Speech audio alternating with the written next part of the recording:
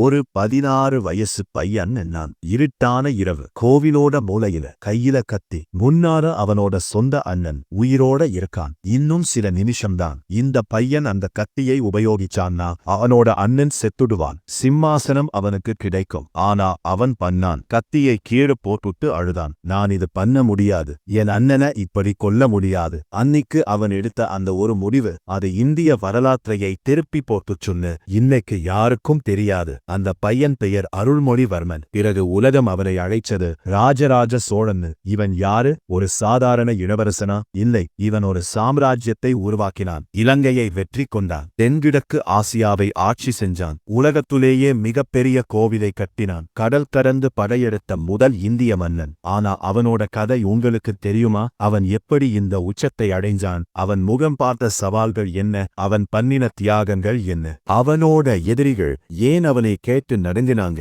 இந்த காணொளியில நீங்க கேட்க போறது வெறும் வரலாறு இல்ல. இது ஒரு போராட்டம், ஒரு பழிவாங்கல், ஒரு கனவு, ஒரு மனுஷனோட வாழ்க்கை. அவன் பெயர் மட்டுமில்ல, அவன் இதயமும் கூட உங்களுக்கு தெரிய போகுது. கேளுங்க, இது உங்களை பெருமைப்பட வைக்கும், ஆச்சரியப்படுத்தும். சில இடத்துல கண்ணீர் வரும். இது நம்ம வரலாறு. இதை தெரிஞ்சுக்காம இருக்கக்கூடாது. 9ஆம் நூற்றாண்டு தஞ்சாவூர் சோழ சாம்ராஜ்யம். ஆனா அது பெரிய சாம்ராஜ்யம் இல்ல, சின்ன ராஜ்யம். பல எதிரிகள். வடக்குல பாண்டியர்கள், மேற்குல சேரர்கள், கிழக்குல கடல் கடந்து வர்ற படையெடுப்புகள். சோழர்கள் நசுக்கப்பட்டு இருந்தாங்க. இந்த நேரத்துல ஒரு குழந்தை பிறந்துச்சு. பெயர் அருள்மொழிவர்மன். அப்பா சுந்தர சோழர், அம்மா வானவன் மாதேவி. இந்த குழந்தை சாதாரண குழந்தை இல்ல. பிறந்ததிலிருந்தே வித்தியாசம். கூர்மையான கண்கள், தைரியமான பார்வை, எதையும் உற்று கவனிக்குற பழக்கம். ஆனா இந்த குழந்தை வளர்ந்துச்சு கஷ்டமான சூழ்நிலையில. எதிரிகள் எல்லா பக்கத்திலிருந்தும் தாக்குனாங்க. சோழ சாம்ராஜ்யம் உடைய போகிற நிலைமை. சின்ன வயசுலேயே அருள்மொழி பார்த்தான். தோல்விகள், அவமானங்கள், இழப்புகள். 5 வயசு. ஒரு நாள் அவன் அரண்மனை மாடியில் நின்றான். கீழ்த்தெரு. ஒரு காட்சி அவன் கண்ணை உறுத்துச்சு. சோழ ராஜ்யத்தோட ஒரு படை. ஆனா அவங்க வெற்றியோட திரும்பல. தோல்வியோட. காயப்பட்டவங்க, இறந்தவங்க, மக்கள் அழுதாங்க. நம்ம ராஜ்யம் பலவீனம், நாம் என்ன பண்ண முடியும்? சிறுவன் அருள்மொழியாவது பார்த்தான். கண்ணுல கண்ணீர். ஆனா உள்ளுக்குள்ள ஒரு சபதம். நான் பெரியவனா ஆனதும் இது மாத்துவேன். சோழ ராஜ்யம் வலிமையானதா மாறும். யாரும் நம்மை தோக்கடிக்க முடியாம செய்வேன். 7 வயசு. அவனோட படிப்பு ஆரம்பிச்சது. ஆனா இது சாதாரண படிப்பு இல்ல. போர்க்கலை, வாழ் சண்டை, குதிரை ஏறுதல், கணக்கு, நிர்வாகம், அரசியல் எல்லாமே கத்துக்கிட்டான். ஆனா அவனோட ஃபேவரட் என்ன தெரியுமா? வரலாறு. பழைய சோழ மன்னர்களோட கதைகள். அவங்க எப்படி ஆட்சி செஞ்சாங்க, எப்படி வெற்றி பெற்றாங்க. குறிப்பா ஒருத்தர் மேல அவனுக்கு ஆர்வம். கரிகாலன். பண்டைய சோழ மன்னன். மாபெரும் வீரன், மாபெரும் ஆட்சியாளன். நானும் அவரை மாதிரி ஆகணும் அப்படின்னு சிறுவன் கனவு கண்டான். 10 வயசு. அவனோட முதல் பெரிய பாடம். அவனோட தாத்தா அரிஞ்சய சோழன், பெரிய மன்னன், ஒரு நாள் அவனை கூப்பிட்டாரு. அருள்மொழி, வா, உனக்கு ஒரு விஷயம் சொல்லணும். சிறுவன் போனான். தாத்தா சொன்னாரு, நீ ஒரு நாள் ராஜாவா ஆகலாம், இல்லாம போகலாம். அது உன்னோட விதி. ஆனா ஒன்னு நினைவில வை, நீ யாராக இருந்தாலும் நீ எப்பவும் உண்மையாயிரு, நீதியாயிரு, மக்கள் நலன் முதல்ல நினை. இந்த வார்த்தைகள் அருள்மொழியோட இதயத்துல பதிஞ்சது. அவன் மறக்கவே இல்ல. 11 வயசு. ஒரு பயங்கர சம்பவம். பாண்டியர்கள் தாக்குதல். சோழ ராஜ்யத்தோட தலைநகரம் தஞ்சாவூரை நோக்கி படை எடுத்து வந்தாங்க. பீதி, பயம், மக்கள் ஓடினாங்க. அருள்மொழியோட அப்பா சுந்தர சோழர் போர்க்களத்துக்கு போனாரு. அருள்மொழி பார்த்தான். அப்பா வாள் எடுத்து குதிரை ஏறி போறது. எனக்கும் வரணும் அப்பா அப்படின்னு கெஞ்சினான். இல்ல, நீ இன்னும் சிறுவன், இங்கேயே இரு அப்படின்னு சொல்லிட்டு போயிட்டாரு. அருள்மொழி வீட்டில இருந்தான். ஆனா அவனோட மனசு போர்க்களத்துல மணிக்கணக்கா காத்திருந்தான். கடைசியா செய்தி வந்துச்சு. சோழர்கள் வெற்றி. ஆனா விலை கொடுத்து நிறைய வீரர்கள் இறந்தாங்க. அப்பா திரும்பி வந்தாரு. காயப்பட்டு ரத்தம் வழியுது. அருள்மொழி அவரை பார்த்ததும் ஓடினான். அப்பா, அப்பா புன்னகை. நாம் வென்னோம் மகனே. ஆனா இது கடைசி போர் இல்ல, இன்னும் நிறைய வரும். அன்னிக்கு அருள்மொழிக்கு புரிஞ்சுது. ராஜாவா இருக்கிறது சுகமான விஷயம் இல்ல. அது ஒரு பொறுப்பு, ஒரு சுமை, ஒரு தியாகம். 14 வயசு. அருள்மொழியோட அண்ணன் ஆதித்த கரிகாலன். வீரன், திறமைசாலி, எல்லாரும் விரும்புறவன். அப்பா கூட அவன் மேல அதிக அன்பு காட்டுறாரு. இவன்தான் அடுத்த ராஜா அப்படின்னு எல்லாருக்கும் தெரியும். அருள்மொழிக்கு அது கஷ்டமா இருந்துச்சா? கொஞ்சம் இருந்திருக்கலாம். ஆனா அவன் அண்ணன மேல அன்பு அதிகம். அண்ணன் நல்ல ராஜாவா இருப்பான், நான் அவனுக்கு உதவுவேன் அப்படின்னு நினைச்சான். ஆனா விதி வேற மாதிரி இருந்துச்சு. 15 வயசு. ஒரு சதி. அரண்மனைக்குள்ளேயே யாரோ ஆதித்த கரிகாலனை கொல்ல திட்டமிட்டாங்க. யார் ஏன் தெளிவா தெரியல. ஆனா ஆபத்து உண்மை. ஒரு இரவு அருள்மொழிக்கு தகவல் கிடைச்சுது. உன் அண்ணன் ஆபத்துல இருக்கா. இன்னைக்கு இரவு யாரோ அவனை கொல்ல வரப்போறாங்க. அவன் அதிர்ந்து போனான். என்ன பண்றது? அவனுக்கு 2 வழி. ஒன்னு அண்ணனை எச்சரிக்கை பண்ணலாம், இல்ல அண்ணன் இறந்தா சிம்மாசனம் தனக்கே வரும்னு பார்த்துக்கிட்டு இருக்கலாம். ஆனா அருள்மொழி அப்படிப்பட்டவன் இல்ல. அவன் ஓடினான். இருட்டான இரவு கோவிலுக்கு. அங்க அண்ணன் இருந்தான். தனியா ஜெபம் பண்ணிக்கிட்டு. அருள்மொழி கத்தினான், அண்ணா ஆபத்து, இங்கிருந்து வெளியில வாங்க. அதே நேரம் நிழல்கள், ஆட்கள், கத்திகள், சதிகாரர்கள் வந்துட்டாங்க. ஆனா அருள்மொழி முன்னாடி நின்னான். என் அண்ணனை கிட்ட வர்றதுக்கு முன்னாடி என்னை கடந்து வாங்க அப்படின்னு. ஒரு சண்டை. 15 வயசு பையன், திறமையான கொலையாளிகள். ஆனா அருள்மொழி பயப்படல. சண்டை போட்டான், காயப்பட்டான், ஆனா விடல. கடைசியில காவலாளிகள் வந்தாங்க. சதிகாரர்கள் ஓடினாங்க.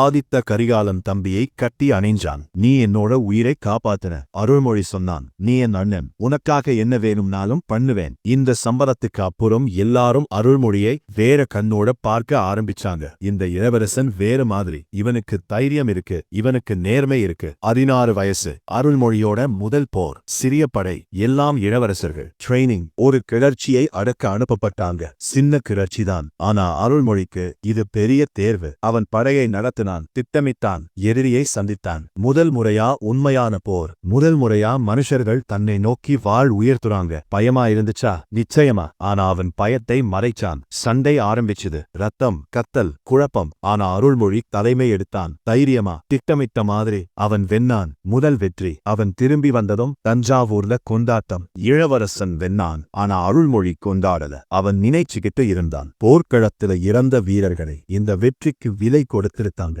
நான் அதை மறக்க கூடாது. 17 வயசு. அவனோட படிப்பு முடிஞ்சது. இப்போ அவன் ஒரு முழுமையான இளவரசன். படை தளபதி, நிர்வாகி, எல்லாமே. அப்பா அவனை பல பொறுப்புகள் கொடுக்க ஆரம்பிச்சாரு. ஆனா அதே நேரம் ஒரு பிரச்சனை. சோழ ராஜ்யத்துக்கு பெரிய அச்சுறுத்தல் வந்துச்சு. இலங்கையிலிருந்து. அப்போ இலங்கையில் பல ராஜ்யங்கள். அவங்களுக்குள்ள சண்டை. அதுல ஒரு பக்கம் சோழர்களை உதவிக்கு கூப்பிட்டாங்க. சுந்தர சோழர் யோசிச்சாரு. இலங்கைக்கு படையெடுப்பா? அது ரிஸ்க் அதிகம். கடல் கடக்கணும், தெரியாத நிலம். ஆனா வெற்றி கிடைச்சா சோழ ராஜ்யம் பெரிதா ஆகும். ஆதித்த கரிகாலன் சொன்னான், நாம் போகணும், இது ஒரு வாய்ப்பு. அருள்மொழியும் ஒத்துக்கிட்டான். அப்பா என்னை அனுப்புங்க, நான் இலங்கையை வெல்றேன். சுந்தர சோழர் பார்த்தாரு. 17 வயசு மகன் தைரியமா நிக்கிறான். சரி, ஆனா உன் அண்ணனும் உன்னோட வருவான். நீங்க இருவரும் சேர்ந்து படையை நடத்துங்க. இதுதான் திருப்பு முனை. இருவரும் படையோட புறப்பட்டாங்க. கடலை கடந்தாங்க. இலங்கை மண்ணை தப்பினாங்க. முதல் போர் ஆரம்பிச்சது. எதிரி பலம் பொருந்தியவங்க. ஆனா சோழ சகோதரர்கள் புத்திசாலிகள். ஆதித்த கரிகாலன் முன்னணியில சண்டை போட்டான். வீரத்தோட அருள்மொழி திட்டமிட்டான். ஸ்ட்ராட்டஜி. எதிரியை சுற்றி வரைச்சாங்க. கடைசியில் வெற்றி. இலங்கையோட ஒரு பகுதி சோழர்கள் கையில். இந்த வெற்றி பெரிய விஷயம். ஏன் தெரியுமா? இதுதான் சோழர்களோட முதல் கடல் கடந்த வெற்றி. முதல் முறையா இந்திய ராஜ்யம் கடலை தாண்டி படையெடுத்து வெற்றி பெற்றுச்சு. அருள்மொழி இதை கவனிஞ்சான். கடல் இது ஒரு தடையா இருக்கிறதுக்கு பதிலா ஒரு பாதையா இருக்கலாம். நாம கப்பல்கள் கத்தனா உலகம் முழுக்க போகலாம், வணிகம் பண்ணலாம், வெற்றி பெறலாம். இது அவனோட விஷன் ஆச்சு. கடல் சாம்ராஜ்யம். 19 வயசு. அவங்க இலங்கையிலிருந்து திரும்பி வந்தாங்க. வெற்றி வீரர்களா. மக்கள் கொண்டாடினாங்க. அப்பா பெருமைப்பட்டாரு. என் மகன்கள் சோழ ராஜ்யத்துக்கு பெருமை சேர்த்திருக்காங்க. ஆனா அதே நேரம் ஒரு பிரச்சனை உருவானுச்சு. வடக்குல பாண்டிய ராஜ்யம். அவங்க பலம் பொருந்தினாங்க. சோழர்கள் மேல் படையெடுக்க திட்டம். இது ஒரு பெரிய அச்சுறுத்தல். சுந்தர சோழருக்கு வயசாச்சு. உடல்நிலை சரியில்லை. அவர் முடிவு எடுத்தாரு. நான் இனிமே ஆட்சி செய்ய முடியாது. என் மூத்த மகன் ஆதித்த கரிகாலன் அடுத்த ராஜா. எல்லாரும் ஒத்துக்கிட்டாங்க. அருள்மொழியும் அண்ணன் நல்ல ராஜாவா இருப்பான் அப்படின்னு நினைச்சான். ஆனா கேளுங்க, விதி வேற மாதிரி திட்டம் வச்சிருந்துச்சு. 20 வயசு. ஒரு இரவு அருள்மொழி தூங்கிக்கிட்டு இருந்தான். திடீர்னு சத்தம். கதவு திறந்துச்சு. ஒருத்தர் உள்ள வந்தாரு. முகம் கவலையா. இளவரசரே எழுந்திருங்க, பயங்கரமான செய்தி. அருள்மொழி எழுந்தான். என்ன?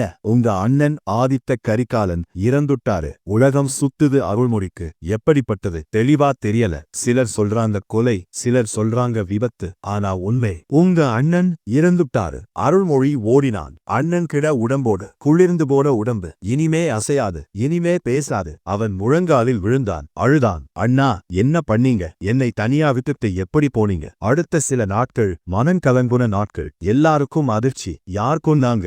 ஏன் கொன்னாக்குறாங்க? யாருக்கு லாபம்? கேள்விகள் நிறைய, பதிலில்ல. சிலர் சந்தேகப்பட்டாங்க அருள்மொழியையே. இவனுக்கு தானே லாபம். அண்ணன் இறந்ததால இவன்தான் அடுத்த ராஜா. ஆனா அருள்மொழி கவலைப்படல். அவனுக்கு தெரியும் அவன் உண்மை என்னன்னு. அவன் சபதமிட்டான், என் அண்ணனை கொன்னவங்களை கண்டுபிடிப்பேன், அவங்களுக்கு தண்டனை கொடுப்பேன். 21 வயசு. சுந்தர சோழர் இறந்துட்டாரு. இப்போ அருள்மொழிதான் ராஜா. ஆனா அவன் விரும்பின சூழ்நிலையில் இல்ல. அப்பா போயிட்டாரு, அண்ணன் போயிட்டாரு, எல்லா பொறுப்பும் அவன் தோளுல. அவனுக்கு வயசு 21 தான். ஆனா எதிர்பார்ப்புகள் மலை மாதிரி. முடிசூட்டு விழா பெரிய நிகழ்ச்சி. ஆனா அருள்மொழியோட மனசு கனமா இருந்துச்சு. அவன் சிம்மாசனத்துல உட்கார்ந்தான். முடி சூட்டப்பட்டது. இனிமே அவன் பெயர் ராஜராஜ சோழன். ஆனா அந்த நேரத்துல அவனுக்கு என்ன தெரியும்? அவன் இந்தியாவோட மிகப்பெரிய மன்னர்களில ஒருத்தரா ஆக போறான்னு. அவன் பெயர் 1000 வருஷம் கழிச்சும் பேசப்படும்னு. அவன் கட்டும் கோவில் உலக அதிசயமா இருக்கும்னு. அதெல்லாம் பிறகு. அப்போ அவனுக்கு நிறைய பிரச்சனைகள். முதல் பிரச்சனை, ராஜ்யத்துல ஒற்றுமை இல்ல. பல குழுக்கள், பல கட்சிகள். சிலர் அவனை ஆதரிக்கிறாங்க, சிலர் எதிர்க்கிறாங்க. இவன் இளசு, இவனான் ஆட்சி செய்ய முடியாது. 2வது பிரச்சனை, எதிரிகள். பாண்டியர்கள் வலிமையா இருந்தாங்க, சேரர்கள் மேற்புல காத்துட்டு இருந்தாங்க. இலங்கையில மறுபடியும் கிளர்ச்சி. 3வது பிரச்சனை, பணம். போர்களால் காசு முடிய போச்சு, வருமானம் குறைவு, ராஜ்யம் நடத்துறதுக்கே கஷ்டம். இந்த 3 பிரச்சனைகளையும் ராஜராஜன் எதிர்கொள்ளணும். அவன் முதல்ல ராஜ்யத்துல ஒற்றுமையை கொண்டு வர முயன்றான். எப்படி? பொது நிர்வாக முறை. ராஜ்யத்தை சிறிய பகுதிகளா பிரிச்சான். ஒவ்வொரு பகுதிக்கும் நல்ல அதிகாரிகளை நியமிச்சான். அவங்களுக்கு அதிகாரம் கொடுத்தான். ஆனா கண்காணிப்பும் வச்சான். அவன் மக்களை நேரடியா சந்திச்சான். கிராமங்களுக்கு போனான். அவங்க பிரச்சனைகளை கேட்டான், தீர்வு கொடுத்தான். மெதுவா மக்கள் அவன் மேல நம்பிக்கை வச்சாங்க. இந்த ராஜா வேறு மாதிரி, இவன் நம்மளை கேட்கிறான். அடுத்து பண பிரச்சனை. அவன் வணிகத்தை ஊக்குவிச்சான். வணிகர்களுக்கு வசதிகள் கொடுத்தான். வரிமுறையை சீர்திருத்தம் பண்ணான். நியாயமான வரி அதிகமா இல்ல, மக்கள் மகிழ்ச்சியோட செலுத்தினாங்க. வருமானம் அதிகரிச்சது. ஆனா மிக முக்கியமான பிரச்சனை, எதிரிகள். இதை தீர்க்கறதுக்கு ராஜராஜன் ஒரு பெரிய முடிவு எடுத்தான். 23 வயசு. அவன் கூட்டம் கூப்பிட்டான். அமைச்சர்கள், தளபதிகள், ஆலோசகர்கள் எல்லாரும். நாம் இனிமே தற்காப்புல மட்டும் இருக்கக்கூடாது, நாம் தாக்குதல் நடத்தணும், நம்ம எதிரிகளை வெல்லணும். சிலர் பயந்தாங்க. மன்னா, நாம் இன்னும் தயாரா இல்ல, பாண்டியர்கள் வலிமையானவங்க. ராஜராஜன் சொன்னான், நாம் எப்போ தயாரா இருப்போம், நாம் காத்திருந்தா அவங்க இன்னும் வலிமையா ஆவாங்க, நாம் இப்போவே தாக்கணும். அவன் படையை தயார் பண்ணினான். புதுசா ஆயுதங்கள், புதுசா ட்ரெய்னிங், புதுசா ஸ்ட்ராட்டஜி. அவனே முன்னணியில நின்னான். முதல் போர் பாண்டிய எல்லையில கடுமையான சண்டை. ஆனா ராஜராஜன் புத்திசாலித்தனமா சண்டை போட்டான். எதிரியை சுற்றி வளைச்சான். சப்ளை ரூட்ஸை துண்டிச்சான். பாண்டியர்கள் பலவீனமானாங்க. கடைசியில சரணடைஞ்சாங்க. முதல் பெரிய வெற்றி தென் இந்தியாவிலேயே பேசப்பட்டது. சோழர்கள் மறுபடியும் வலிமையானாங்க. ராஜராஜன் ஒரு மாபெரும் வீரன். ஆனா ராஜராஜன் இது தலையில ஏத்துக்கல. அவனுக்கு தெரியும் இது ஆரம்பம்தான். அடுத்து இலங்கை. அங்க மறுபடியும் கிளர்ச்சி. சோழர்களுக்கு எதிரா ராஜராஜன் முடிவு பண்ணான், இலங்கையை முழுமையா வெல்லணும். ஹாஃப் மெஷர்ஸ் இல்ல. அவன் ஒரு பெரிய கப்பற்படையை தயார் பண்ணினான். இதுதான் கேம் சேஞ்சர். இதுவரைக்கும் இந்திய ராஜாக்கள் கடல்ல பெரிய படைகளை வச்சிருக்கல. ஆனா ராஜராஜன் வித்தியாசமானவன். அவனுக்கு விஷன் இருந்துச்சு. 100கணக்கான கப்பல்கள், 1000கணக்கான படை வீரர்கள். அவனே கூட போனான். கடலை கடந்தாங்க. இலங்கை மண்ணை பற்றினாங்க. இலங்கை ராஜாக்கள் எதிர்பார்க்கல இவ்வளவு பெரிய படையை. அவங்க அதிர்ந்து போனாங்க. சோழர் படை முன்னேறிச்சு. ஒவ்வொரு நகரமா வெல்லுச்சு. ராஜராஜன் முன்னணியில, வாள் கையில, எதிரியை எதிர்கொண்டு 6 மாசம் நடந்த போர். கடைசியில முழு இலங்கையும் சோழர்கள் கட்டுப்பாட்டுல. இது இந்திய வரலாற்றிலேயே ஒரு மாபெரும் சாதனை. முதல் முறையா இந்திய ராஜா வேற நாட்டை முழுசா வெற்றி கொண்டான். ராஜராஜனுக்கு இப்போ 25 வயசு. ஆனா அவனோட புகழ் எல்லா இடத்திலையும் பரவச்சு. மக்கள் அவனை கடவுள் மாதிரி பார்க்க ஆரம்பிச்சாங்க. ஆனா அவனுக்கு தலை கிறுகிறுக்கல. அவன் நினைவில வச்சுக்கிட்டான் தன் தாத்தா சொன்னதை, நீ எப்பவும் உண்மையாயிரு, நீதியாயிரு. அவன் வெல்லப்பட்ட நாடுகளோட மக்களை நல்லா நடப்புனான். அவங்களை அடிமைகளா நடத்தல, சம குடிமக்களா நடத்துனான். அவங்க மதத்துக்கு மரியாதை கொடுத்தான். அவங்க கலாச்சாரத்தை பாதுகாத்தான். இலங்கையில பௌத்த விகாரைகளை கட்டினான். இந்து கோவில்களையும் கட்டினான். மதம் என்ன இருந்தாலும் கடவுள் ஒருத்தர்தான் அப்படின்னு சொன்னான். 28 வயசு. ராஜராஜன் மறுபடியும் புதுசா ஒரு முடிவு எடுத்தான். கடல் வழி வணிகத்தை நாம கட்டுப்படுத்தணும். அந்த காலத்தில் கடல் வழியாதான் பெரும்பாலான வணிகம். இந்தியா இந்தியாவிலிருந்து தென்கிழக்கு ஆசியாவுக்கு, சீனாவுக்கு, அரேபியாவுக்கு பட்டு, மசாலா, ரத்தினக்கல் எல்லாமே கடல் வழியா. அந்த கடல் வழியை யார் கட்டுப்படுத்தினாங்க? ஸ்ரீவிஜய சாம்ராஜ்யம். இன்னைக்கு இந்தோனேஷியா, மலேசியா அங்க இருந்தாங்க. அவங்க கடல்ல பவர்ஃபுல். அவங்க வரி வாங்கினாங்க. அவங்க கொள்ளை அடிச்சாங்க. ராஜராஜன் முடிவு பண்ணான், இதை நாம மாத்தணும். அவன் ஒரு மாபெரும் கடற்படையை தயார் பண்ணினான். இதுவரைக்கும் இல்லாத அளவுக்கு ஆயிரக்கணக்கான கப்பல்கள், 10,000கணக்கான வீரர்கள். அவன் அந்த படையை அனுப்பினான். இலக்கு ஸ்ரீவிஜய சாம்ராஜ்யம். கடலை கடந்து தெரியாத நீர் பரப்புகள், புயல்கள், அபாயங்கள். ஆனா சோழப்படை பயப்படல. அவங்க போய் சேர்ந்தாங்க. ஸ்ரீவிஜய தலைநகரம். எதிர்பாராத தாக்குதல். ஸ்ரீவிஜயர்கள் அதிர்ந்து போனாங்க.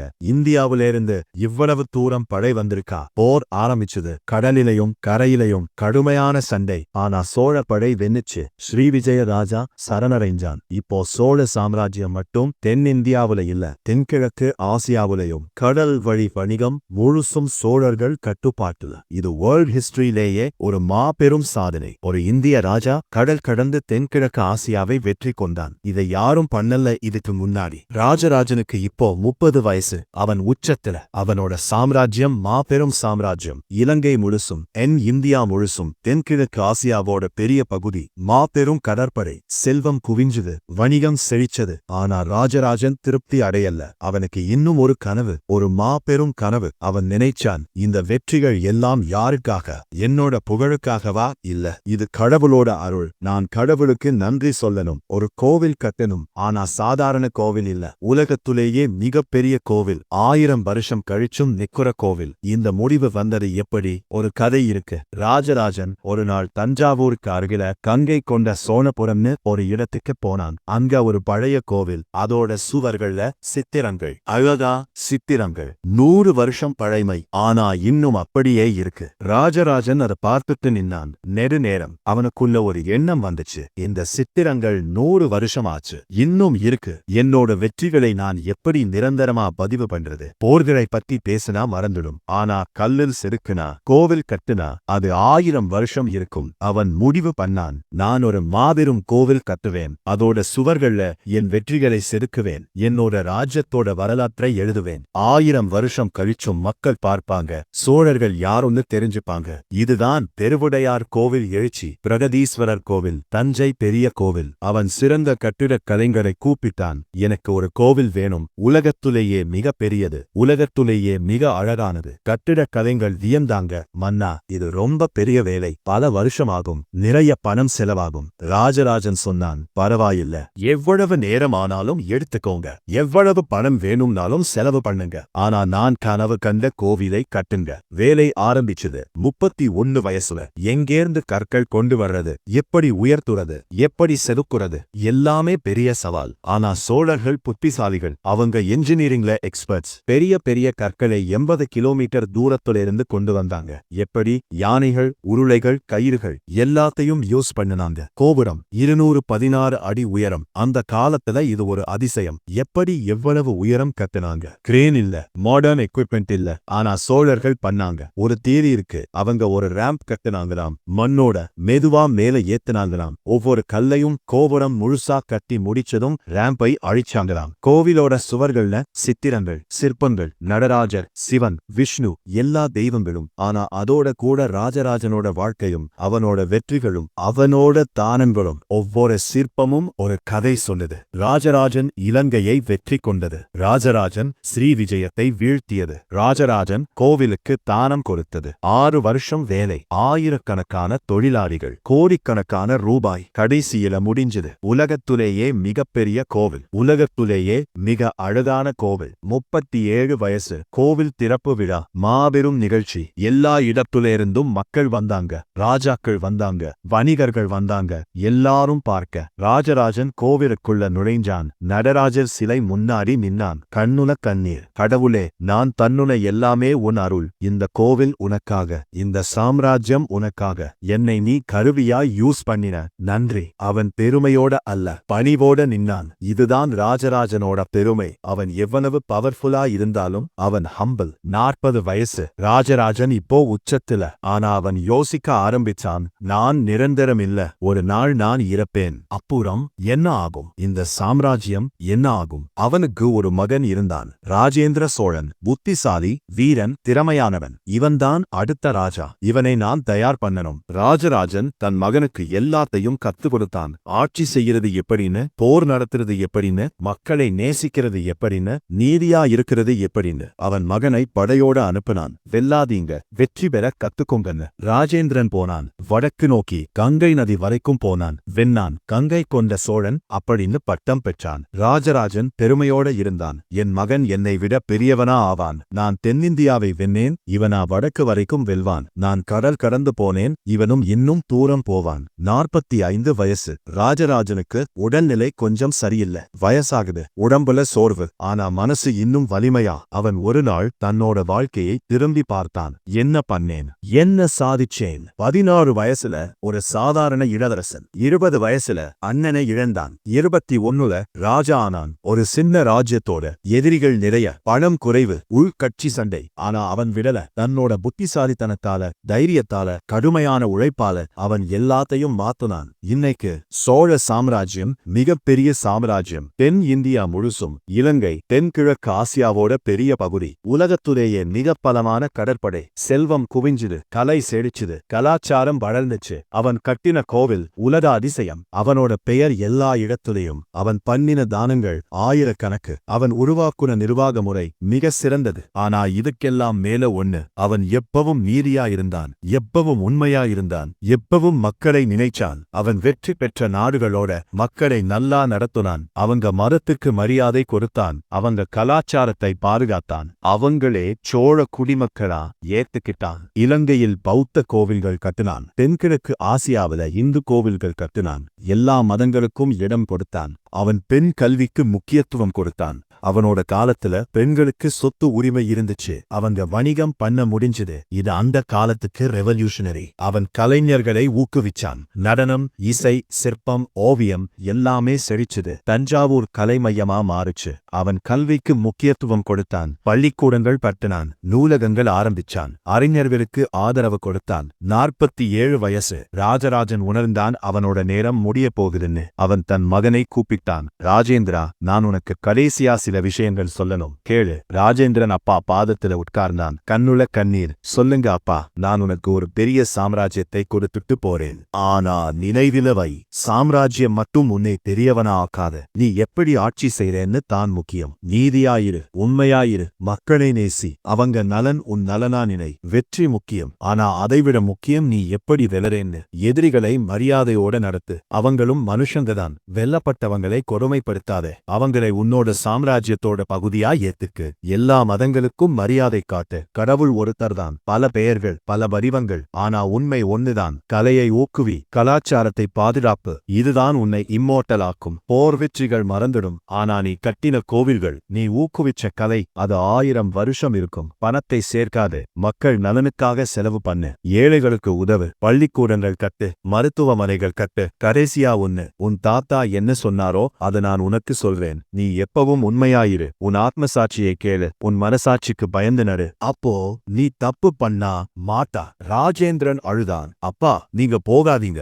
எனக்கு இன்னும் உங்க கைடன்ஸ் வேணும். ராஜராஜன் புன்னகை. என் மகனே, நான் எப்பவும் உன்னோட இருப்பேன். என் வார்த்தைகள்லே, என் கனவுகள்லே. நீ இந்த கோவில் பார்க்கும் போதெல்லாம் என்னை நினைவுபடுத்திக்கொள். நீ சாம்ராஜ்யம் ஆட்சி செய்யும் போதெல்லாம் என் கொள்கைகளை பின்பற்று. போ, உன் கடமையை செய். சோழ சாம்ராஜ்யத்தை இன்னும் பெரிதா மாத்து, இன்னும் சிறப்பா மாத்து. என்னை விட பெரியவனா ஆகு. இதுதான் என் கடைசி ஆசை. 48 வயசு. 1014. ராஜராஜ சோழன் இறந்தான். அமைதியா தன் படுக்கையில. அவன் இறப்புக்கு முன்னாடி கடைசியா ஒரு தடவை பெரிய கோவிலுக்கு போனான். நடராஜர் சிலை முன்னாடி நின்னான். கடவுளே, நான் என் வேலையை முடிச்சுப்பேன். இனி நான் உன்கிட்ட வரேன். அவன் இறந்ததும் சாம்ராஜ்யம் முழுக்க துக்கம். மக்கள் அழுதாங்க. நம்ம மன்னன் போயிட்டாரு, இனிமே நாம என்ன பண்றது? ஆனா ராஜேந்திரன் தன் அப்பாவோட கனவை தொடர்ந்தான். சோழ சாம்ராஜ்யத்தை இன்னும் பெரிதாக்கினான். வடக்கு வரைக்கும் வென்னான். கங்கை நதியை அடைஞ்சான். ராஜராஜனோட மரபு தொடர்ந்துச்சு. அவனோட பேரன்கள், கொல்லு பேரன்கள்